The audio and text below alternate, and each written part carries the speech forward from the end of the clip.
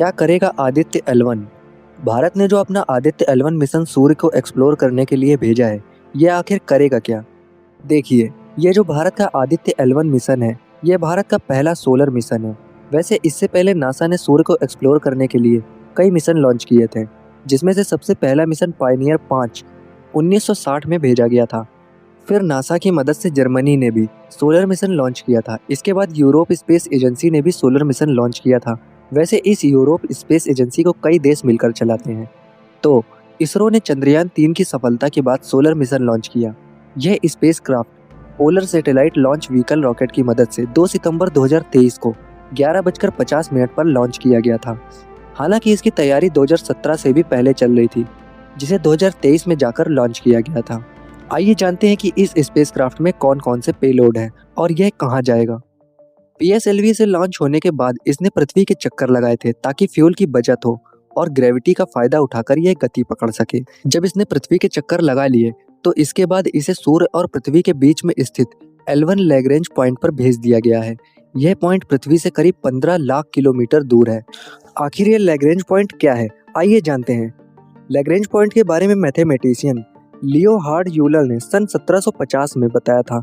इन्होंने स्पेस में मौजूद सन और अर्थ के बीच में 3 L1 पॉइंट को बताया था, जिसके करीब एक दशक के बाद जोसेफ लुइस लैग्रेंज ने बाकी के 2 पॉइंट के बारे में बताया था। दरअसल ये ऐसे पॉइंट होते हैं जहां पर ग्रेविटी बराबर होती है।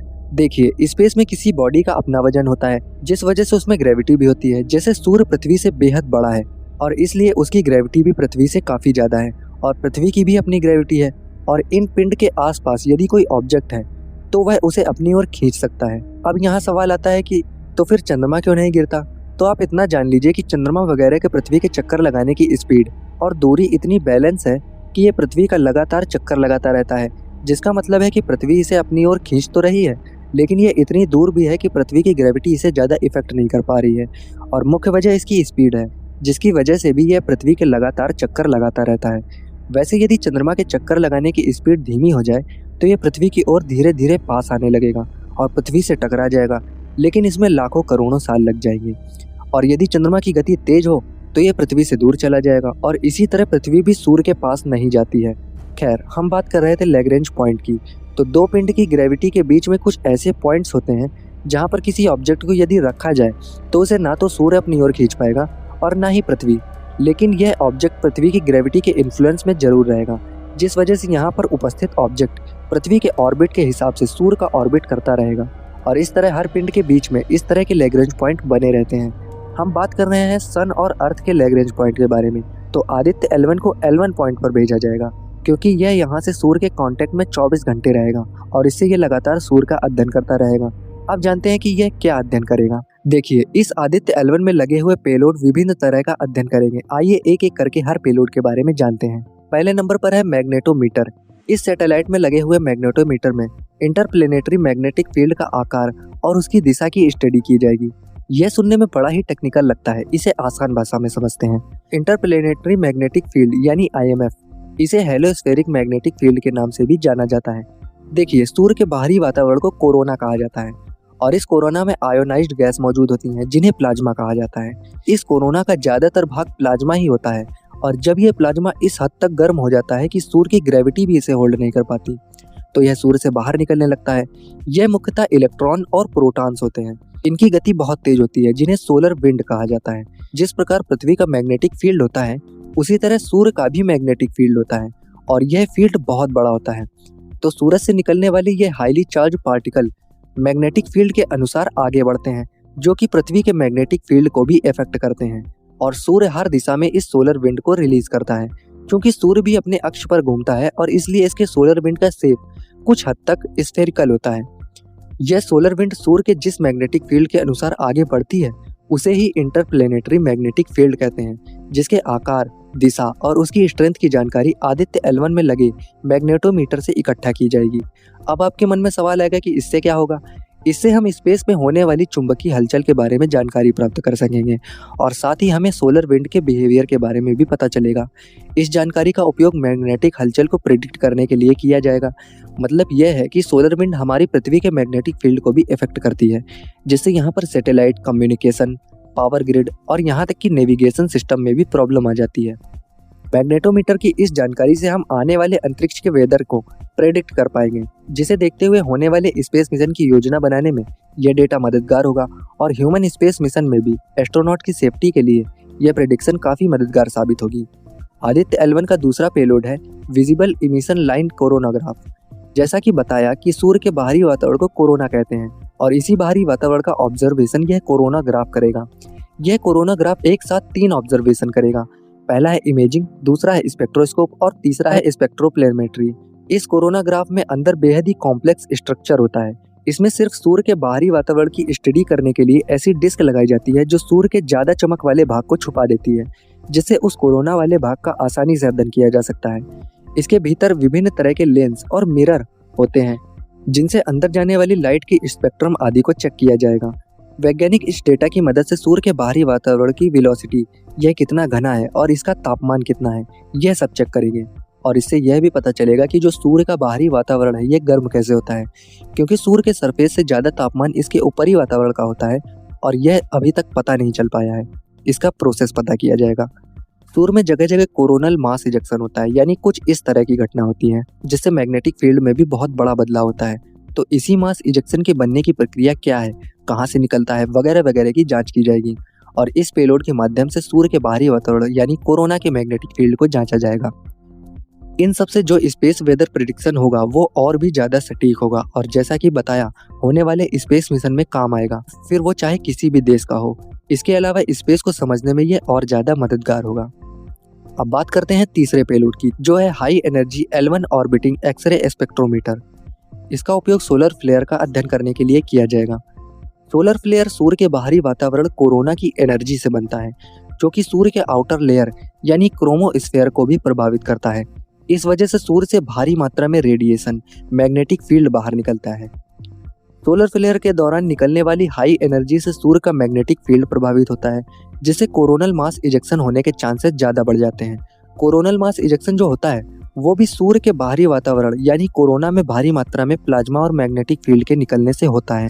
सोलर फ्लेयर बहुत कम देर तक होता है, यह कुछ मिनट या फिर कुछ घंटों तक हो सकता है, जबकि कोरोनल मास इजेक्शन के लॉन्च होने के बाद धरती तक पहुंचने में कई दिन लग सकते हैं। वहीं दूसरी तरफ सोलर फ्लेयर से बेहद ही इंटेंस एक्सरे, अल्ट्रावायलेट लाइट और विजिबल लाइट निकलती हैं, जो कि पृथ्वी तक मात्र 20 मिनट से भी कम समय में पहुंच जाती हैं। ये धरती पर कम्युनिकेशन, सैटेलाइट और नेविगेशन सिस्टम को भी प्रभावित करती हैं। और इसी सोलर फ्लेयर का अध्ययन एक्सरे स्पेक्ट्रोमीटर करेगा, जिसके डेटा से आने वाले सोलर फ्लेयर का प्रेडिक्शन किया जा सकता है। फिर आता है सोलर अल्ट्रावायलेट इमेजिंग टेलीस्कोप। यह एक अल्ट्रावायलेट टेलीस्कोप है जो सूरज की एक स्पेसिफिक लाइट की इमेज लेगा, मतलब यह सूर्य की अल्ट्रावायलेट लाइट को ही कैप्चर करेगा और इस अल्ट्रावायलेट लाइट में भी अलग अलग टाइप की अल्ट्रावायलेट लाइट को अलग अलग फिल्टर के माध्यम से कैप्चर करेगा। वैसे सूर्य से 3 तरह की अल्ट्रावायलेट लाइट निकलती हैं। यह यूवी लाइट बेहद ही खतरनाक होती है। पहली है यूवीए, जो धरती तक पहुंच जाती है, जिसकी रेंज 315 से 400 नैनोमीटर होती है। दूसरे नंबर पर है यूवीबी, जिसे धरती का एटमॉस्फेयर 99% तक अवशोषित कर लेता है, जिसकी रेंज 280 से 315 नैनोमीटर होती है। फिर तीसरे नंबर पर है यूवीसी, जिसे पृथ्वी का एटमॉस्फेयर पूरी तरह से अवशोषित कर लेता है। इसकी रेंज 100 से 280 नैनोमीटर होती है। इन्हीं अल्ट्रावायलेट लाइट को हम लोग नहीं देख सकते और जिसे हम नहीं देख सकते, सूर्य से निकलने वाली इसी लाइट को यह टेलीस्कोप देखेगी। यह मुख्यतः 200 से 400 नैनोमीटर रेंज तक की लाइट पर अध्ययन करेगी। इस यूवी लाइट का डेटा वैज्ञानिकों के बहुत काम आएगा। जैसे मान लो आप एक रूम में एक बल्ब लगाते हो और वहाँ पर टेम्परेचर बढ़ने लगता है, इसी प्रकार स्पेस में भी है, लेकिन ये बहुत बड़े स्तर पर स्पेस में हो रहा है। कहने का मतलब है कि इस अल्ट्रावायलेट लाइट का धरती के टेम्परेचर पर क्या फर्क पड़ता है, अध्ययन किया जा सकता है। इस यूवी डेटा से हमें सूर्य के बाहरी वातावरण यानी कि सूर्य के एटमॉस्फेयर के बारे में जानकारी प्राप्त होगी। इसके अलावा इस पेलोड के डेटा के माध्यम से कुछ अन्य प्रश्नों के जवाब खोजे जाएंगे, जैसे फोटोस्फेयर यानी कि सूर्य के सरफेस का आउटर लेयर, क्रोमोस्फेयर पर एनर्जी कैसे ट्रांसफर होती है, सूर्य की एनर्जी पृथ्वी को कैसे प्रभावित करती है, सूर्य से निकलने वाले सोलर फ्लेयर किस वेवलेंथ पर रिलीज होते हैं। इसके अलावा वे प्रोमिनेंस का भी अध्ययन करेंगे। यह सूर्य के सरफेस से कुछ इस तरह से निकलता है, जो कि बहुत ऊंचाई तक यानी कोरोना तक जाता है। कभी कभी इनमें कुछ इस तरह का लूप भी बनता है जो कई दिनों तक रहता है और कभी कभी यह लूप टूट जाता है। वैज्ञानिक यह जानेंगे कि आखिर ऐसा किस वजह से होता है। फिर आता है solar low energy x-ray spectrometer. यह पेलोड सूर्य के बाहरी वातावरण यानी कोरोना से निकलने वाली एक्सरे की फ्लक्स का अध्ययन करेगा। अब आपके मन में आएगा कि यह काम तो high energy L1 orbiting x-ray spectrometer भी कर रहा है, तो इसे दोबारा क्यों लगाया गया? दरअसल पहला वाला जो पेलोड है वो कोरोना से निकलने वाली हाई एनर्जी एक्सरे को डिटेक्ट करता है, यानी 10 से 150 किलो इलेक्ट्रॉन वोल्ट तक को डिटेक्ट करता है, जबकि solar low energy x-ray spectrometer सिर्फ 1 से 22 किलो इलेक्ट्रॉन वोल्ट को ही मेजर करेगा। मतलब यह है कि यह कोरोना से निकलने वाली सॉफ्ट एनर्जी एक्सरे फ्लक्स को डिटेक्ट करता है, जिसको यह लगातार मेजर करेगा। इसका मुख्य उद्देश्य सोलर फ्लेयर के डेटा को इकट्ठा करना है। क्योंकि सूर्य के बाहरी वातावरण यानी कोरोना में सरफेस से ज्यादा टेम्परेचर होता है, सरफेस पर 10,000 डिग्री फ़ारेनहाइट होता है, जबकि बाहरी वातावरण की पतली सी परत कोरोना का टेम्परेचर 2 मिलियन तक पहुंच जाता है। और ऐसा क्यों होता है ये अभी तक पता नहीं चल पाया है। इस डिवाइस के द्वारा निकलने वाले डेटा से इसका अध्ययन किया जाएगा, जिससे यह पता करने की कोशिश की जाएगी कि आखिर ऐसा क्यों होता है। फिर आता है Aditya solar wind particle experiment payload. यह पेलोड 2 स्पेक्ट्रोमीटर को मिलाकर बनाया गया है। इसका मुख्य काम सूर्य से आने वाली लो और हाई एनर्जी पार्टिकल को मेजर करना है। इसमें लगा हुआ स्पेक्ट्रोमीटर स्विस यानी सोलर विंड आयन स्पेक्ट्रोमीटर, जो कि आयन फ्लक्स को मेजर करेगा। आयन फ्लक्स मुख्यतः प्रोटॉन्स और अल्फा पार्टिकल्स होते हैं। इन आयन फ्लक्स को यह डिवाइस 100 इलेक्ट्रॉन वोल्ट से 20 किलो इलेक्ट्रॉन वोल्ट की एनर्जी रेंज में ही मेजर करेगा। इसमें लगा हुआ दूसरा सब डिवाइस है स्टेप्स यानी super thermal and energic particle spectrometer. यह भी आयन फ्लक्स को ही मेजर करेगा, लेकिन यह 20 किलो इलेक्ट्रॉन वोल्ट पर न्यूक्लियस से 5 मेगा इलेक्ट्रॉन वोल्ट पर न्यूक्लियस तक की रेंज में आयन फ्लक्स को मेजर करेगा।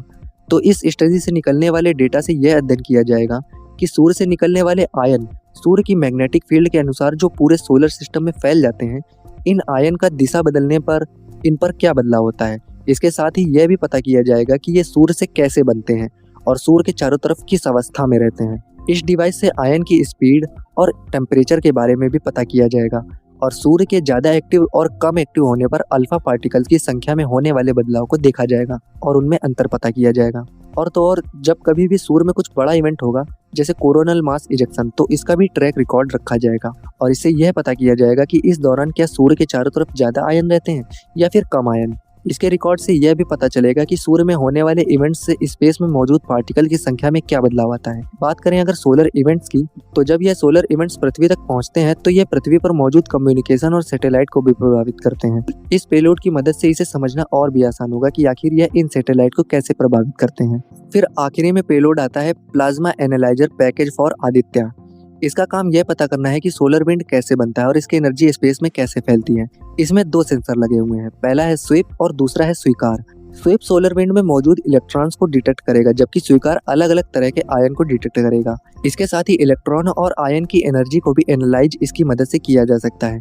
इसका मुख्य उद्देश्य यह स्टडी करना है कि सोलर विंड में मौजूद इलेक्ट्रॉन किस गति से पूरे स्पेस में फैल रहे हैं और अलग अलग दिशा में इनका क्या एवरेज गति रहती है। इस डिवाइस से आयन के बारे में भी पता किया जाएगा कि यह कैसे बनते हैं और अलग अलग दिशा में इसकी क्या गति रहती है।